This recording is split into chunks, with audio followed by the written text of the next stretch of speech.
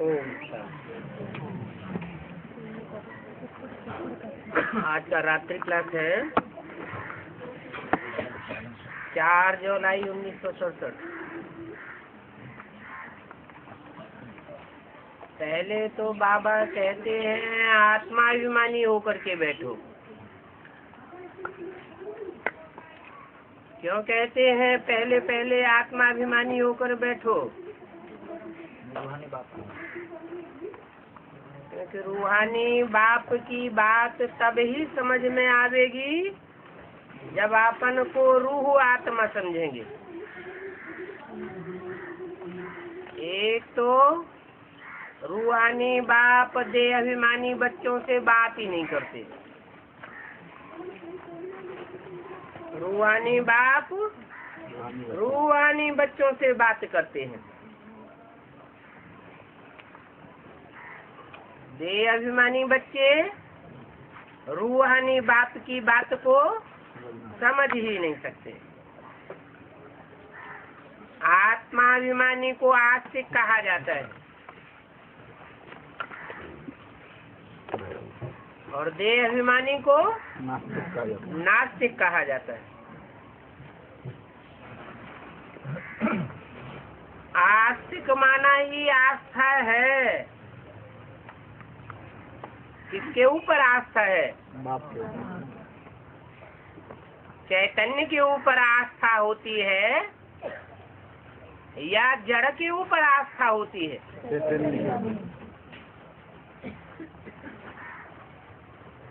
चैतन्य के ऊपर आस्था को ही आस्तिक कहा जाता है। पत्थर के ऊपर आस्था रखने वाला, पत्थर की मूर्तियों के ऊपर आस्था रखने वाला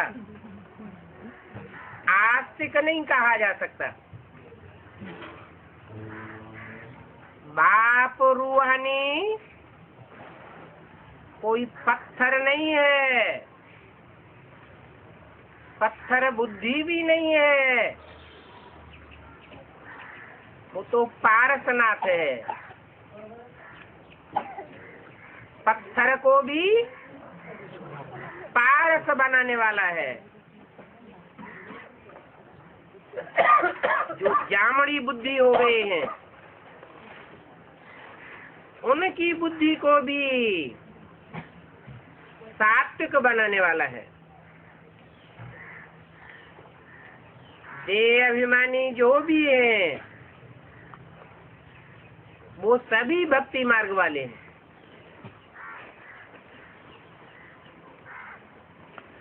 और आत्मा अभिमानी जो भी है ज्ञान मार्ग, वो ज्ञान मार्ग वाले हैं। बशर्ते कि सदा काल आत्मिक स्थिति में टिके हुए हों।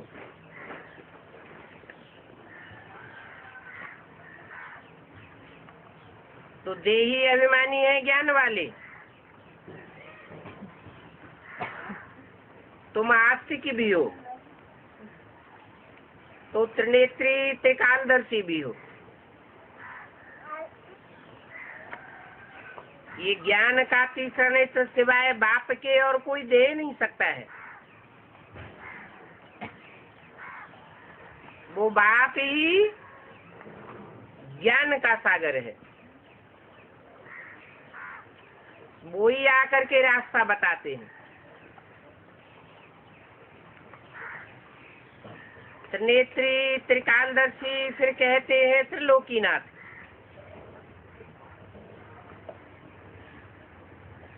पहले त्रिलोकीनाथ क्यों नहीं?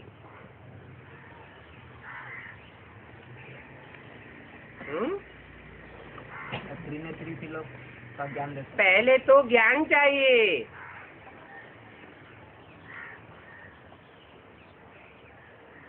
वास्तव में अभी त्रिलोकीनाथ तो कोई होता नहीं है। सूक्ष्म वतन का नाथ कोई होता नहीं है। अगर कोई नाथ हो तो नाथनी भी हो।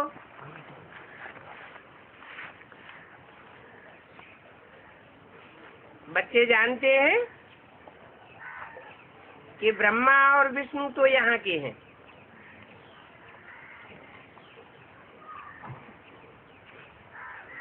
बाकी ये है शंकर, वो कहाँ का है?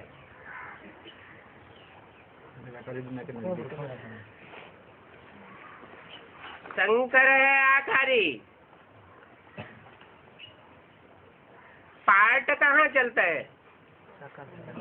साकारी दुनिया में।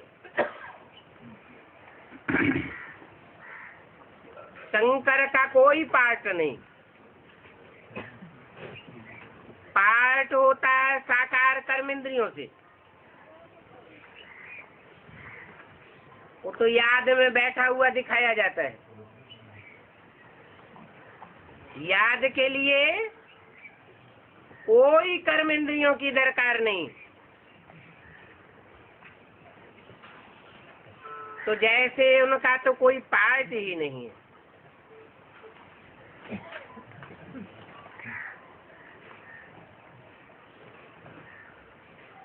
अच्छा पार्ट होगा?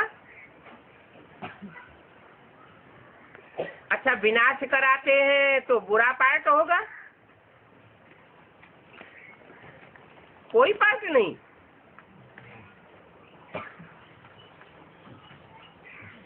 इसलिए गीता में कहा हुआ है,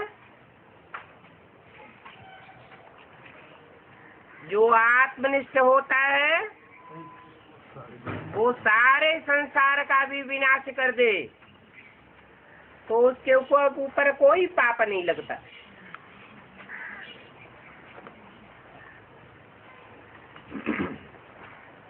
आत्म की स्थिति में रहने वाला देह और देह के संबंधियों से कनेक्शन तोड़ देता है। इसलिए सूक्ष्म वतनवासियों को फरिश्ता कहा जाता है। फरिश्ता अर्थात फर्श की दुनिया वालों से कोई रिश्ता नहीं।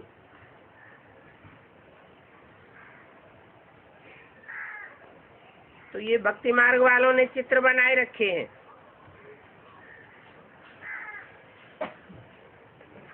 बाकी सच्चे सच्चे चित्र कौन से हैं? हाँ, शिव का चित्र ठीक है।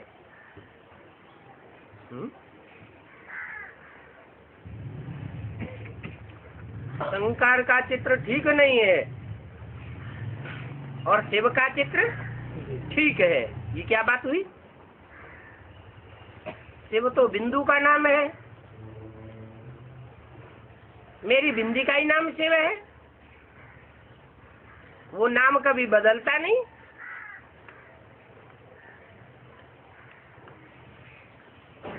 तो चित्र कैसे बनेगा? बिंदु का कोई आकार प्रकार होता है क्या? लंबाई चौड़ाई होती है क्या? मोटाई होती है क्या? तो शिव का चित्र ठीक कैसे है?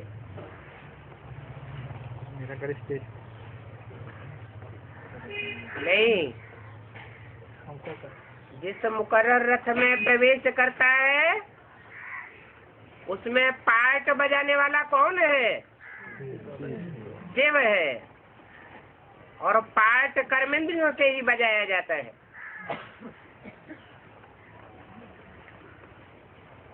देवताओं की सब कर्मेंद्रियां पूजी जाती हैं। कमल नयन, कमल हस्त, कमल पाद, कमल मुख मिसाल दिया जाता है। और शिव का लिंग ही पूजा जाता है। पूजा जो की जाती है उसमें रहस्य क्या है? पूजा किस आधार पर की जाती है? रावण की पूजा क्यों नहीं की जाती? रावण अपवित्र था इसलिए उसकी पूजा नहीं की जाती, व्यभिचारी था। और शिव की पूजा की जाती है।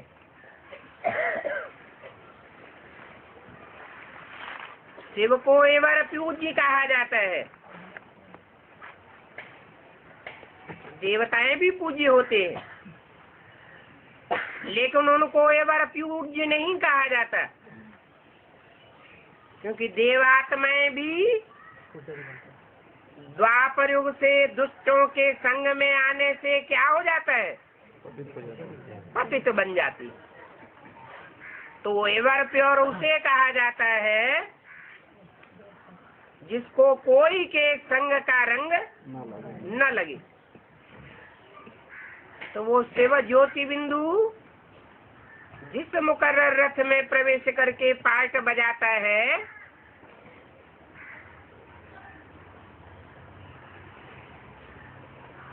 उसको कोई संग का रंग नहीं लगता। और सभी मनुष्य आत्माओं, देवात्माओं को,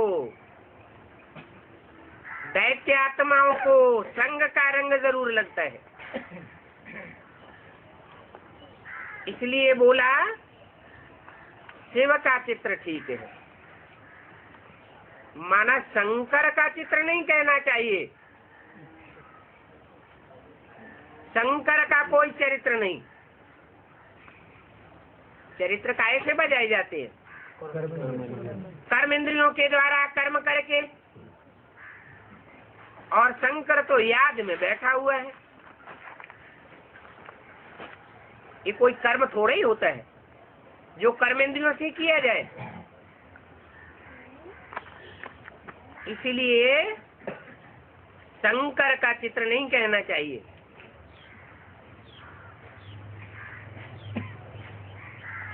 विष्णु और ब्रह्मा भी सुलोक में आ जाते हैं।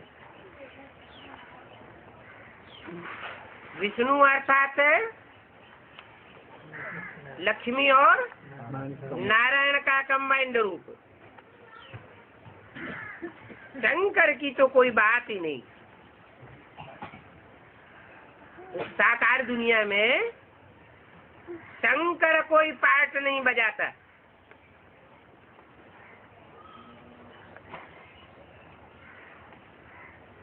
फिर मस्तक में चंद्रमा किसकी यादगार है?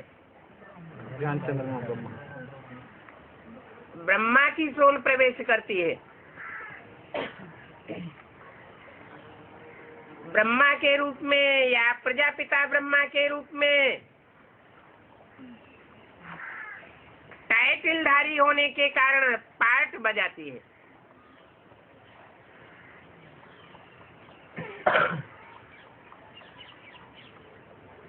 पार्वती की कोई कथा सुनाई ही नहीं है।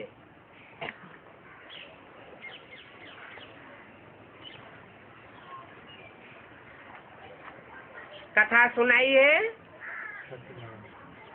तो शिव बाबा ने सुनाई है।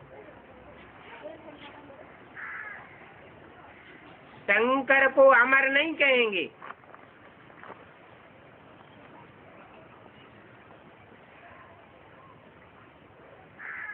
क्यों?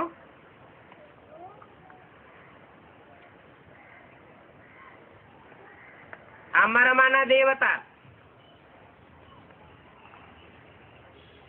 जिसकी मृत्यु न होती हो। अमर तो शिव बाबा है। इस सृष्टि पर सदा कायम कोई चीज होती नहीं। सदा कायम तो इस सृष्टि पर शिव बाबा है। कैसे?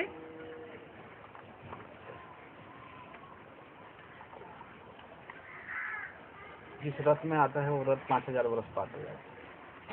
रथ कहाँ रहता है 5000 वर्ष? पाटधारी। हाँ, शिव जिसमें आता है वो पाटधारी शूटिंग पीरियड में जब से उसमें आकर के प्रत्यक्ष होता है, तब से लेकर के और 500-700 करोड़ की दुनिया जब तक नष्ट नहीं होती, तब तक उसको मृत्यु को पाते हुए कोई देख नहीं सकता। ये किसका प्रताप है? ये शिव का प्रताप है। तो हमारे शिव बाबा है। तो देखो ये सब भक्ति मार्ग के गपोड़े हैं। भक्ति मार्ग है दुर्गति मार्ग, ज्ञान मार्ग का तो उनको पता ही नहीं है। गाते भी है सदगति दाता परम पिता परमात्मा।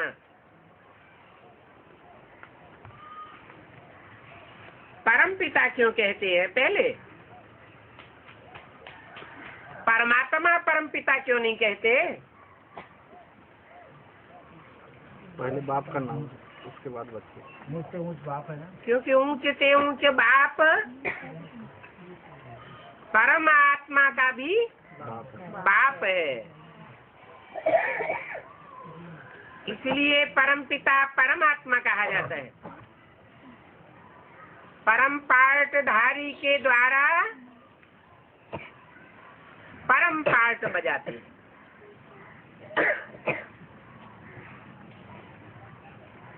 और गुरु भी तो और किसी को नहीं कह सकते हैं।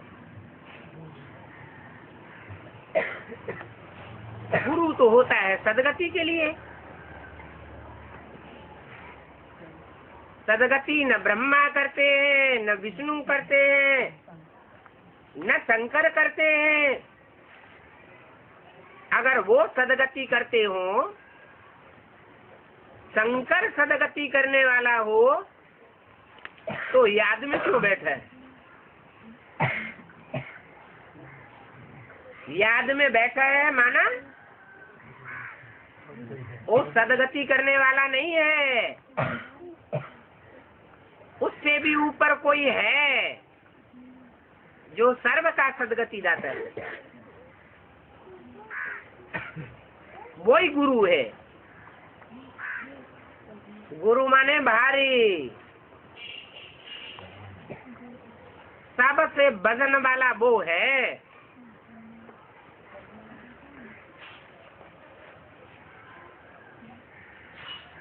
साधना करने वालों को साधु कहा जाता है।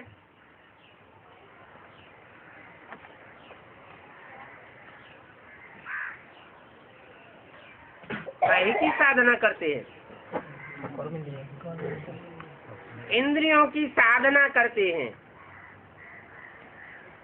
इंद्रियां जो निस्तेज हो जाती है, पतन के गर्त में ले जाती हैं, क्योंकि इंद्रियों से सुख भोगा जाता है।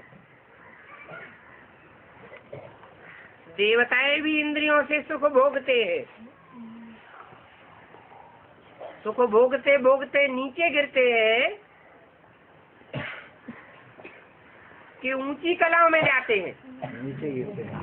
नीचे गिरते हैं।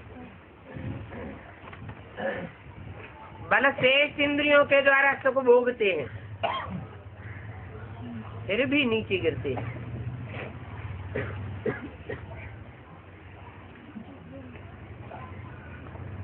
तो साधु साधना करते हैं कि इंद्रियों से निस्तेज न होने पावे।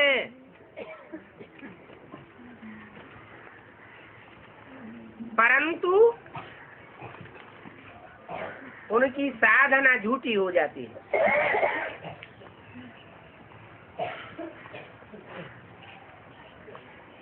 वो साधना करते करते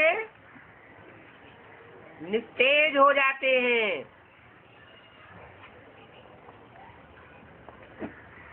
उनके फॉलोअर्स भी निस्तेज होते जाते हैं। वो तो भक्ति मार्ग के गुरु हैं। तुम्हारा तो अब भटकना बंद हो गया है। क्या माना? भटकना बंद हो गया का मतलब क्या? अनेक तरह बुद्धि नहीं जाती। तुमने तो ऊंचे ऊंचे एक बाप को पकड़ रखा है, जिससे ऊंच कोई और होता नहीं। बुद्धि में पक्का बैठ गया है। निश्चय बुद्धि बन चुके, इसलिए तुम्हारा भटकना बंद हो गया। और जो अभी भी भटकते हैं, जिनकी बुद्धि में एक शिव बाबा दूसरा न कोई नहीं बैठा हुआ है, तो उनको क्या कहेंगे? भक्त कहेंगे या ज्ञानी कहेंगे? भक्त। वो अभी भी भक्त की स्टेज में है। एक छोड़ दूसरा, दूसरा छोड़ तीसरा, भटकते रहते हैं।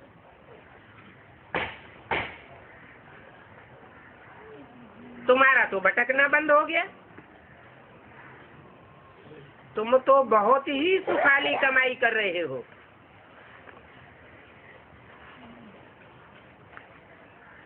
और जो गुरु लोग होते हैं वो कोई कमाई नहीं करवाते हैं।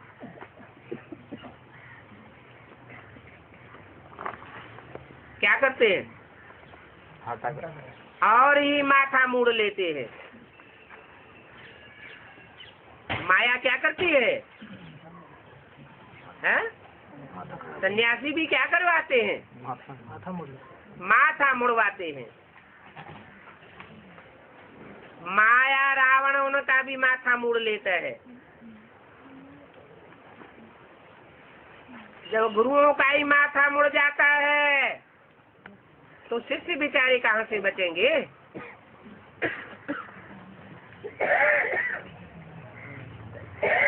तो वो गुरु लोगों कोई कमाई नहीं करवाते हैं, खुद भी गवाते हैं और अपने फॉलोअर्स को भी घाटे में डालते हैं।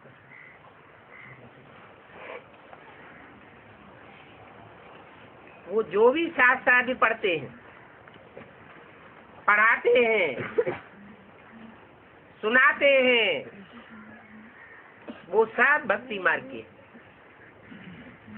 क्यों? शास्त्र भक्ति मार्ग के क्यों है?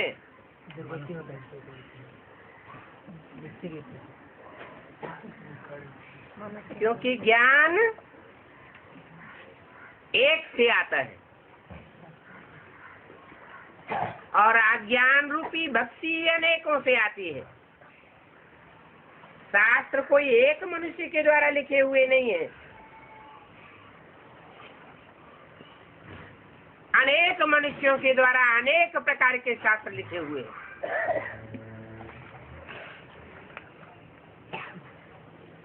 तो अनेक बातें हो जाती हैं, अनेक रास्ते हो जाते हैं।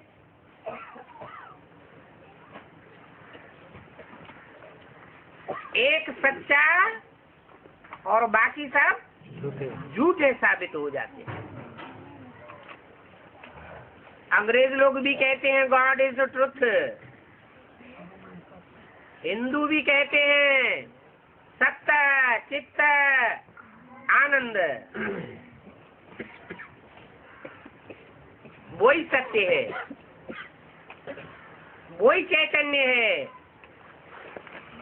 वही आनंद स्वरूप है। तो जो जैसा होता है वैसा ही दूसरों को बनाता है।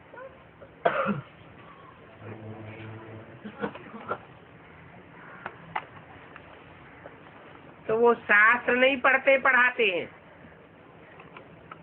दंत कथाएं पढ़ते पढ़ाते रहते हैं। अभी तुम समझू बने हो,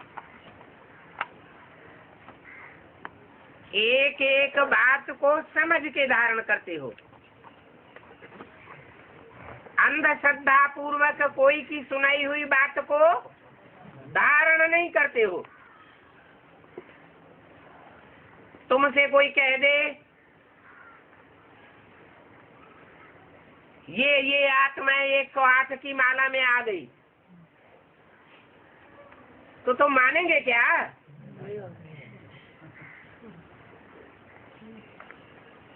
बुद्धिमान बाप के बच्चे बिना किसी प्रूफ और प्रमाण के कोई की बात को मानने के लिए तैयार नहीं होते। हमारा बाप तो बुद्धिमानों की बुद्धि है, हमें तो हर बात का प्रूफ चाहिए, प्रमाण चाहिए। तो तुमको कहेंगे समझू सयाने।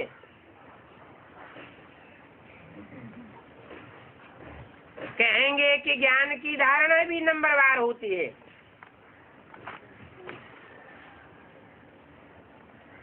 ज्ञान माना समझ। हर एक की समझ एक जैसी नहीं होती, हर एक में एक जैसा ज्ञान नहीं होता। महारथी, घोड़े सवार, प्यादे, ये पढ़ाई के लिए कहा जाता है।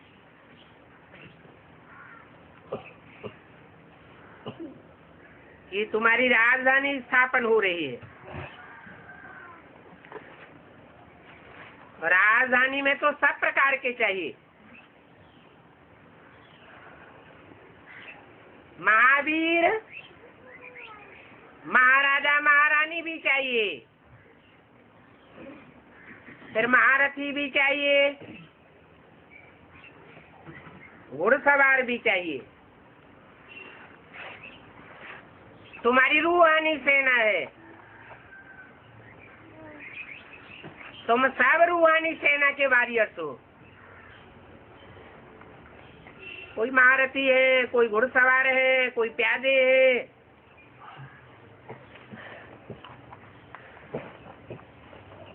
पुरुषार्थ की दौड़ में प्यादे तेज दौड़ेंगे या घुड़सवार तेज दौड़ेंगे?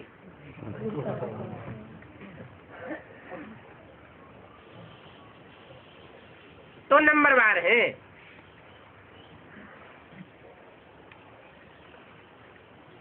भक्ति मार्ग में तो दुख ही दुख होता है। भक्ति मार्ग वालों को कहेंगे रोलू।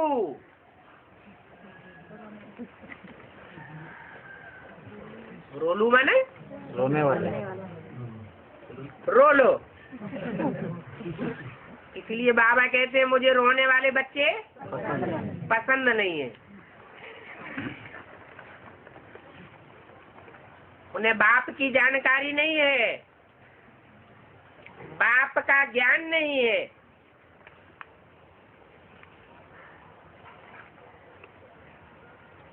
बाप तो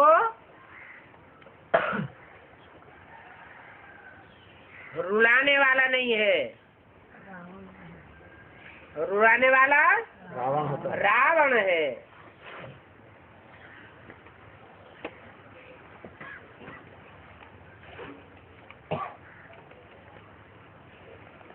वो भक्ति मार्ग वाले रोलू होने के कारण धक्के खाते रहते हैं, और तुम तो धक्कों से बच गए हो।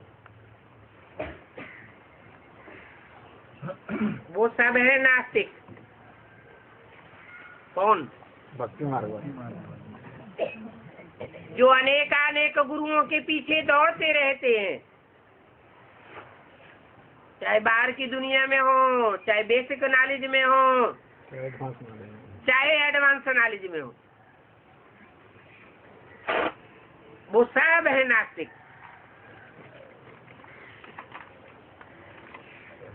तुमको तो आस्था है एक बाप के ऊपर, एक बाप दूसरा न कोई।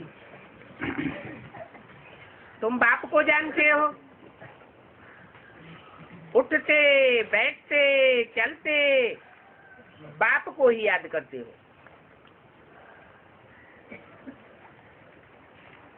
तुम्हारी बुद्धि में और कोई टिकता ही नहीं। वो भक्त बेचारे ढूंढते रहते हैं,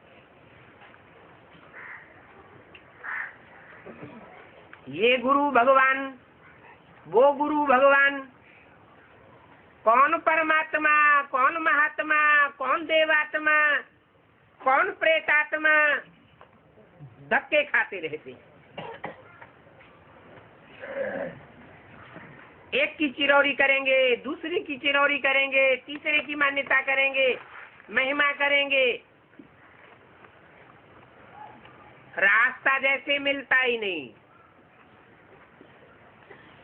जैसे अंधे को कुछ सूझता ही नहीं।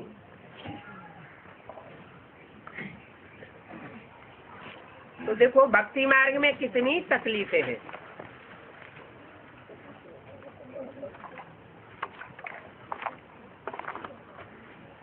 भक्ति मार्ग माना अनिश्चय बुद्धियों का मार्ग, और ज्ञान मार्ग माना निश्चय बुद्धियों का मार्ग। भक्ति मार्ग में गिरते ही जाते हैं। क्या गिर रहे हैं? तो कौन से मार्ग में है? भक्ति मार्ग। कहते अवस्था बहुत खराब हो रही है, अवस्था दिन प्रतिदिन नीचे जा रही है, बाबा की याद नहीं आती, जाने क्या क्या याद आता रहता है। तो बुद्धि पतन की ओर है या उत्थान की ओर है? पतन की ओर है।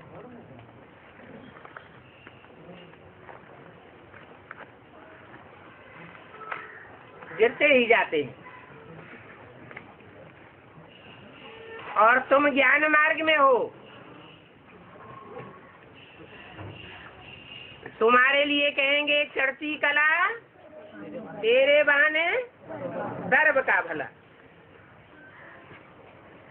जो ईश्वरीय सेवा में रहेंगे वो खुद भी सेवा का मेवा खाते रहेंगे। क्या खुशी मिलती रहेगी, क्योंकि सेवादारी बच्चों को बाप याद करते हैं। सारी दुनिया भगवान को याद करने के प्रयास में रहती है। और भगवान किसको याद करते? सेवादारी बच्चों को। सेवादारी बच्चों को याद करते हैं। बच्चों की याद में ज्यादा पावर है या बाप की याद में ज्यादा पावर है? बाप की याद में।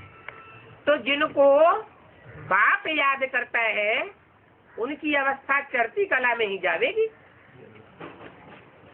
उतरती कला का तो सवाल ही पैदा नहीं होता। तुम बाप को जानते हो,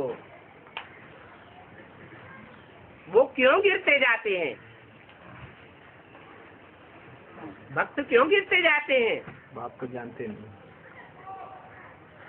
क्योंकि भक्त बेविचारी बन चुके हैं। बेविचारी बुद्धि बन गई है। बुद्धि भी विचारी बनती है तो इंद्रियां भी बेविचारी बनती है, ज्ञान भी बेविचारी हो जाता है। एक को जानेंगे तो एक से सुनेंगे, नहीं तो अनेकों से सुनेंगे। तो अनेकों से सुनने वालों का ज्ञान बेविचारी ज्ञान हो जाता है। इसलिए गिरते जाते। मनुष्य बेचारे अंधेरे में धक्के खाते रहते हैं। ज्ञान से सोजरा मिलता है।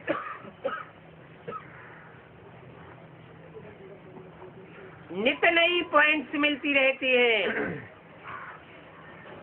नए नए ज्ञान की पॉइंट्स में तुम खुशी में रहते हो। इसलिए बाप कहते हैं तुम नंबरवार पद्मा पदम भाग्यशाली हो, परम भाग्यशाली हो। ओम शांति। दूसरा छोटा सा रात्रि क्लास है 5 जुलाई सन 1967।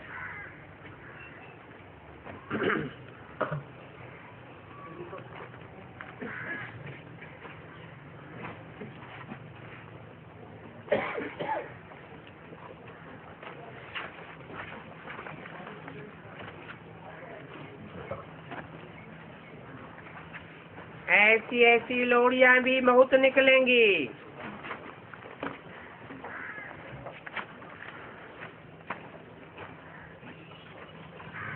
जो बड़े बड़े भीष्म पितामह जैसे ब्रह्मचारियों को बाण मारेंगी।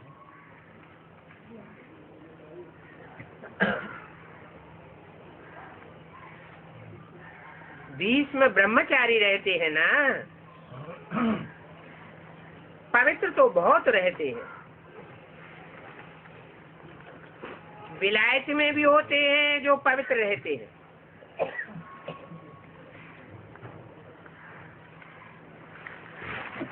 अभी तो दुनिया को ही तब्दील होना है।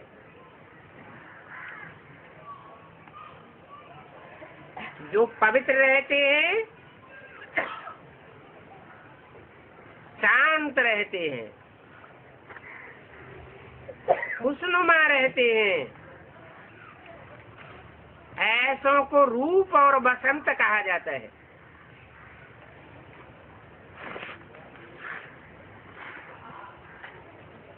रूप क्यों कहा जाता है? पवित्रता की पावर कहो, याद की पावर कहो, योग की शक्ति कहो, उससे चेहरा चमकता रहता है। उनको कहते हैं रूप। और बसंत, बसंत ऋतु में क्या होता है? चारों ओर फूलों की खुशबू आती रहती है। तो जहाँ पवित्रता होगी, बाप की याद ही बुद्धि में समाई हुई होगी, तो खुशबुएं बिखेरती रहेंगी।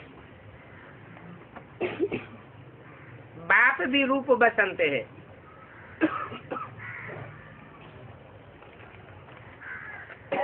रूप भी है और बसंत भी है।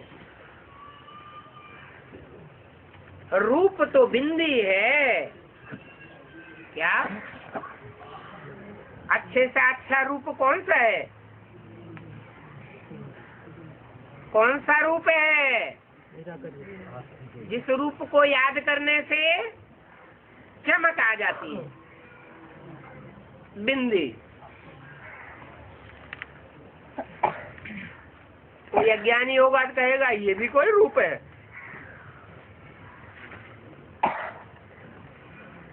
बाप कहते हैं मैं रूप हूँ। जब साकार में प्रवेश करता हूँ तो रूप भी हूँ और बसंत भी हूँ।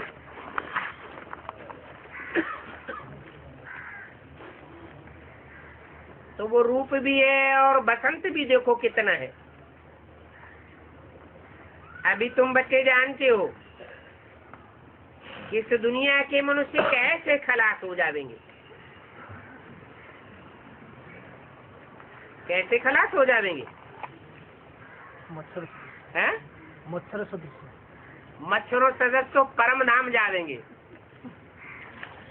मच्छरों सदस्य परम धाम जावेंगे।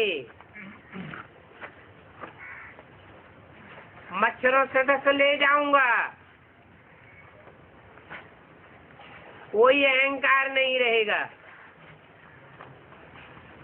ये अभिमान सारा खलास हो जाता है। लेकिन दुनिया के मनुष्य कैसे मरेंगे? कैसे खलास हो जाएंगे?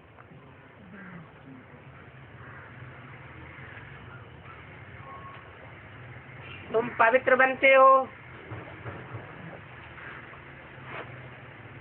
तो तुम बचे रहते हो, और जो व्यभिचारी बने रहते हैं वो खलास हो जाएंगे।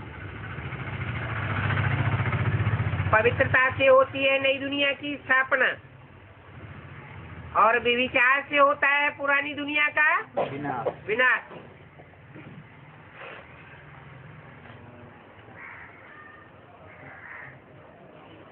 तुम साइलेंस से विश्व पर जीत पाते हो।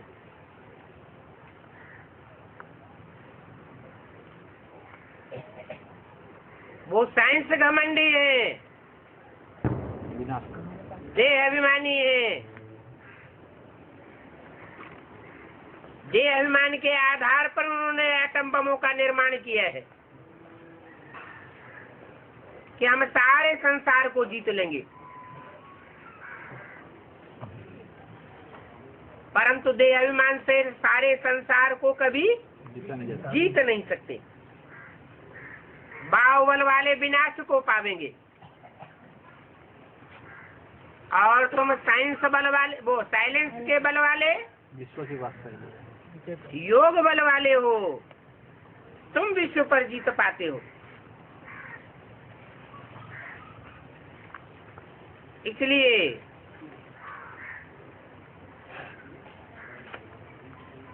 शंकर को योगी राज कहा जाता है, कृष्ण को योगेश्वर कहा जाता है। कृष्ण कोई सतयुग का नहीं है, संगम। वो शिव बाबा से योग नहीं लगाता, वो तो सतयुग का प्रिंस है। बड़ा होकर भी सतयुग का महाराजा बनेगा, विश्व का महाराजा नहीं बनता।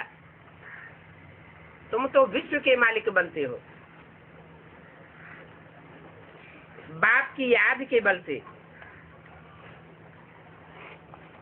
वो साइंस से विश्व को खलास करते हैं। दो बिल्ले लड़ते हैं और माखन बंदर खा जाता है। उनसे दो बिल्ले लड़ते हैं। यूरोपवासी यादव माने क्रिश्चियंस, जिनमें एक नास्तिक कहा जाता है और एक गिरजाघर को और क्राइस्ट को मानने वाला कहा जाता है।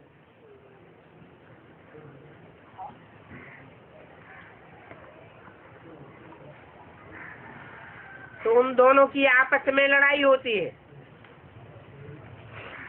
वो महाशक्तियां हैं, अपन को बहुत बलवान समझते हैं।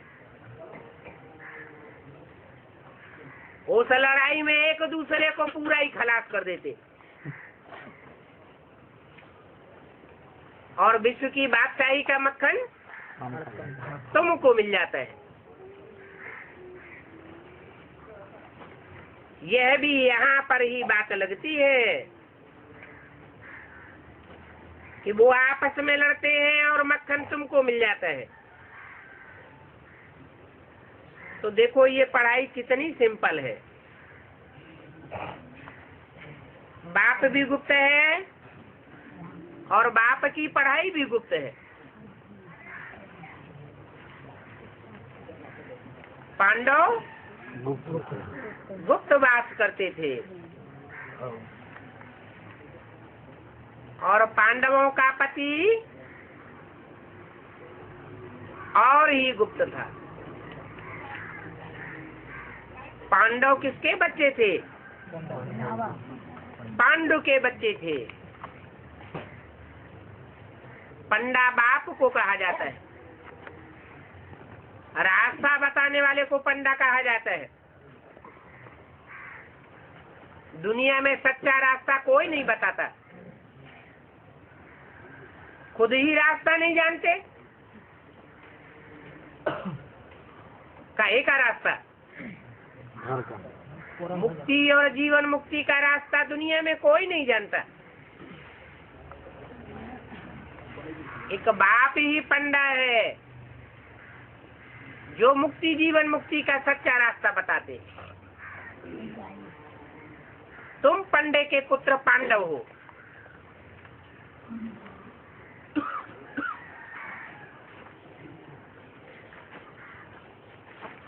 किसी को कहो कि भक्ति मार्ग दुर्गति मार्ग है तो जरूर बिगड़ पड़ेंगे।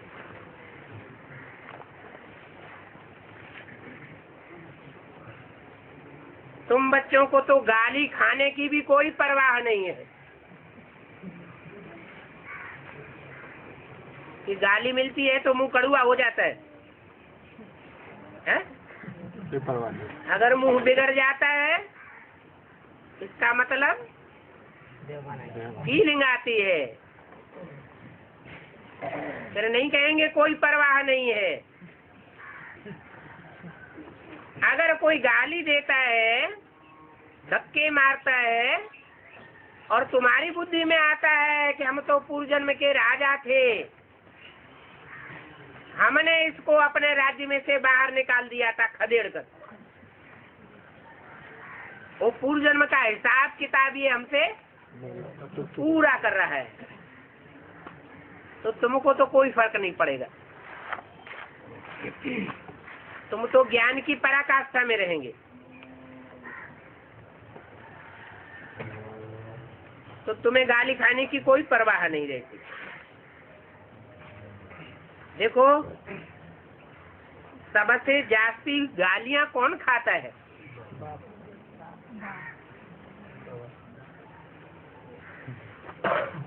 प्रैक्टिकल दुनिया में प्रैक्टिकल गालियां सबसे जास्ती शिव बाबा खाता है, उसके बाद शंकर, कृष्ण खाता है, उसके बाद ब्रह्मा खाता है,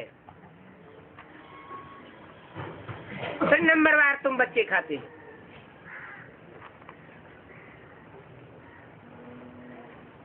तो गालियां अगर कोई देता है तो गालियां तुमको चिपक जाती हैं क्या?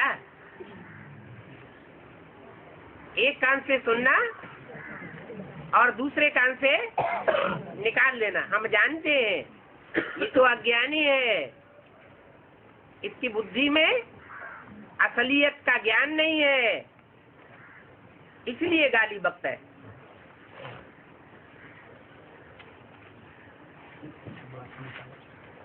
तो बाप भी कहते हैं कि ये गाली खाने का भी मेरा पार्ट है। क्या किसका पार्ट है? मेरा पार्ट है। कौन कहता है मेरा पार्ट है? जिसका नाम शिव है। शिव माना कल्याणकारी,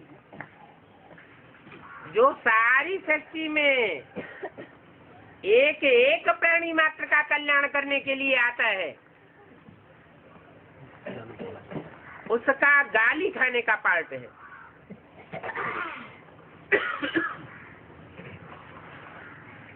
ये पार्ट शंकर का नहीं है। क्या? गाली खाने का। सदगति के लिए मुझको बुलाते हैं,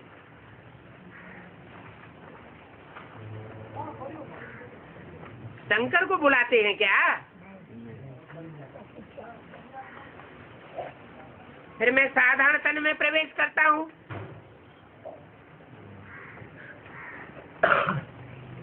और ब्रह्मा द्वारा स्थापना करता हूँ।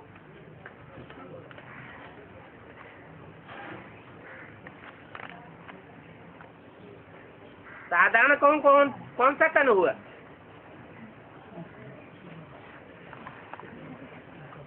साधारण तन में प्रवेश करता हूँ, ब्रह्मा द्वारा ब्राह्मण धर्म की स्थापना करता हूँ, फिर ब्रह्मा द्वारा नई दुनिया की स्थापना करता हूँ।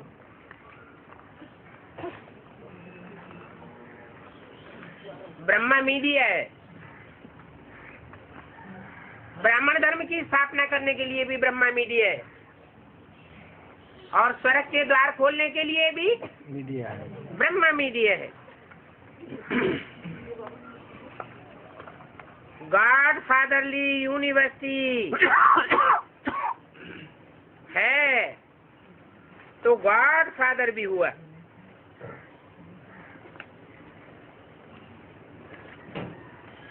तो यूनिवर्सिटी भी हुई।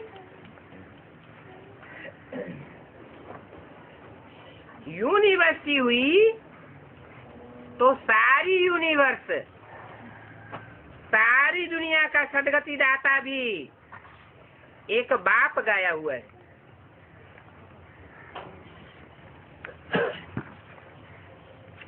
वो तो कितनी यूनिवर्सिटीज खोलते हैं, की सदगति तो होती नहीं।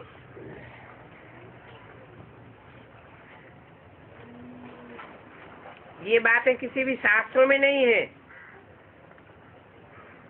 शास्त्रों में तो आटे में लून मिसल सच्चाई है।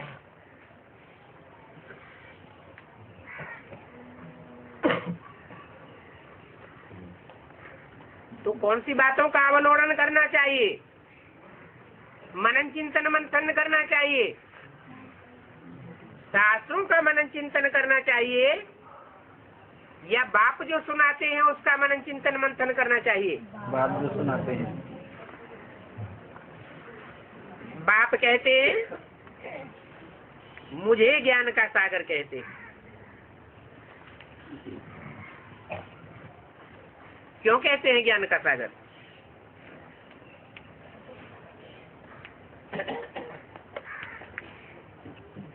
मैं अजन्मा हूँ। ज्ञान का सागर इसलिए कहते हैं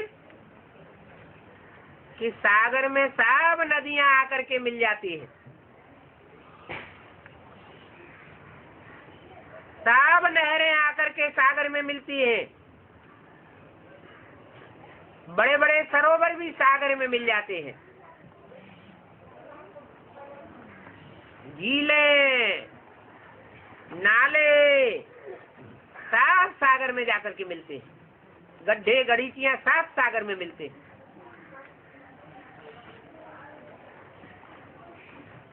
माना सब के अंदर जो भी ज्ञान रूपी जल है वो सागर में समा जाता है।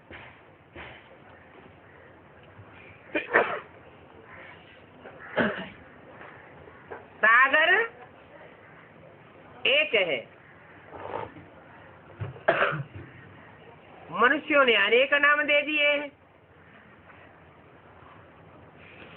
अनेक नाम क्यों दे दिए हैं?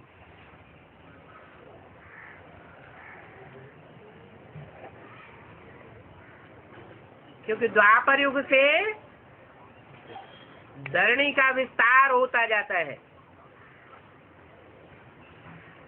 अनेक धर्मों का विस्तार होता जाता है,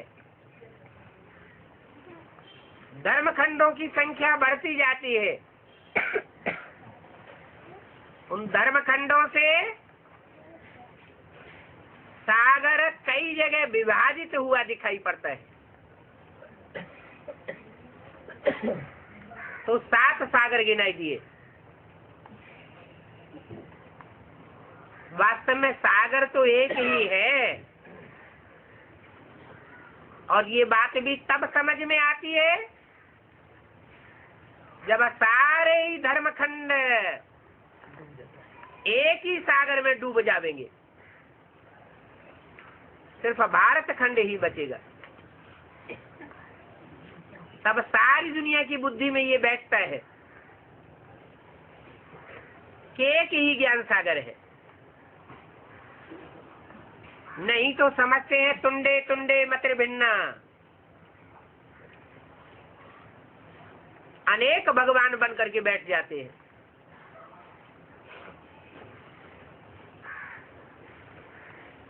बाप तो सत्य है, चेतन है, नॉलेजफुल है, तो ज्ञान सागर बाप जरूर ज्ञान ही देंगे। जिसमें जो होगा वही तो देगा ना। जिसमें दुष्टता भरी होगी तो दूसरों को क्या देगा? दूषण देगा या पुण्य बांटेगा? दूषण ही देगा, दोष ही देगा। सागर में तो जल ही जल है, वो सागर तो स्थूल है, ये तो ज्ञान सागर है। ज्ञान सागर क्या देगा? जरूर ज्ञान जल ही देगा। तुम बच्चे सारी दुनिया की रचयिता और रचना के आदि मध्यों को अंत को जानते हो, क्योंकि ज्ञान सागर के बच्चे हो। अभी बाकी थोड़ा समय है। क्यों? अभी थोड़ा समय क्यों बचा हुआ है? हैं? क्योंकि सागर के बच्चे सब कामाग्नि में जल करके भस्म हो चुके हैं, जल भुन चुके हैं। अभी ज्ञान गंगा प्रकट नहीं हुई है। अभी बाप भी गुप्त है और बाप की शिरोधारी गंगा भी गुप्त है। तो बाकी थोड़ा समय है। तुम साक्षी होकर के देखते भी हो और पार्ट भी बजाते हो। थोड़ी भी जब लड़ाई लगती है तो समझते हैं कहीं विनाश न हो जावे। भारी लड़ाई न लग जावे। एक विश्व युद्ध लगा, दूसरा विश्व युद्ध लगा, तो तीसरा विश्व युद्ध नहीं लग सकता क्या?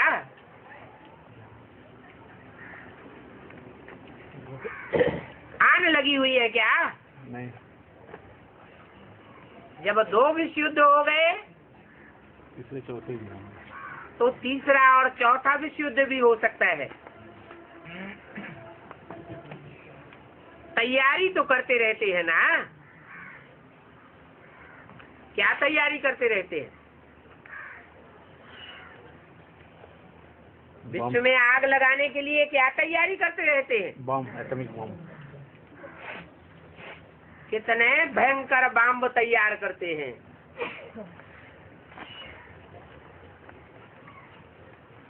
पुरानी दुनिया कितनी बड़ी है।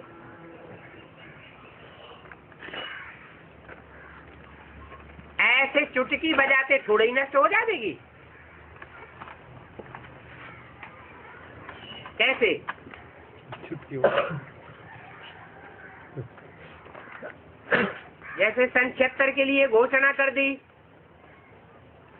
कि 10 वर्षों में पुरानी दुनिया का विनाश और नई दुनिया की स्थापना हो जाएगी। तो इतनी बड़ी दुनिया ऐसे खलास हो जाएगी क्या? विनाश का फाउंडेशन भी पहले किसकी बुद्धि में पड़ेगा? ब्राह्मणों की। ब्रह्मा की बुद्धि में। ब्राह्मणों की। ब्राह्मणों की बुद्धि में। जब ब्रह्मा ही स्थापना के लिए है तो ब्राह्मण किस लिए है? ब्राह्मण भी स्थापना के निमित्त है। तो किसकी बुद्धि में विनाश की चिंगारी सुलगेगी? रुद्र यज्ञ रचते हैं तो समझते हैं कि रुद्र यज्ञ से विनाश ज्वाला निकली।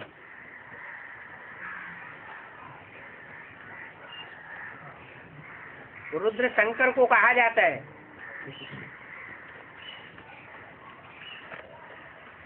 समझते हैं शंकर द्वारा विनाश होता है।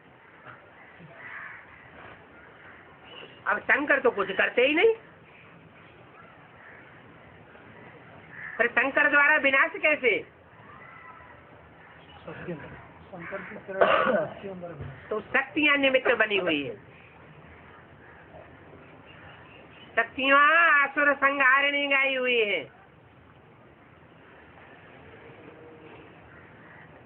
जो शक्तियां सात्विक स्टेज में ब्राह्मण धर्म की स्थापना के निमित्त बनती है, वही फिर आसुरी ब्राह्मणों का सफाया कराने के निमित्त भी बन जाती है, महाकाली के रूप में। महाकाली की ढेर भुजाएं दिखाई जाती है।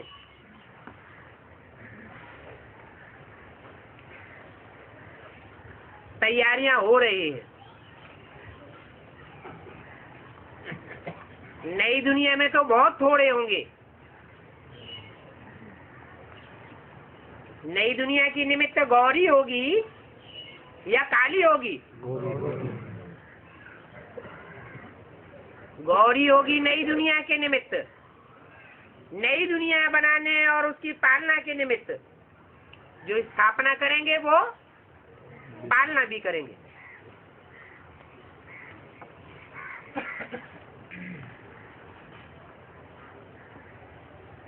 अब अभी देखो दुनिया में कितने सारे मनुष्य हैं, कितनी भाषाएं हैं। वहां तो एक ही भाषा होगी। अभी एक घर में, एक परिवार में 10-12 कैंडिडेट होते हैं तो 10-12 पार्टियों को वोट देते हैं। कोई किस पार्टी को सपोर्ट करता है, कोई किस पार्टी को सपोर्ट करता है। सबकी मतें अलग अलग। यहाँ ब्राह्मणों की दुनिया में भी जब तामसी दुनिया बनती है तो चाहे गीता पाठशाला हो, चाहे मिनी मधुबन हो, चाहे महामधुबन हो, एक की मत न मिले दूसरे से।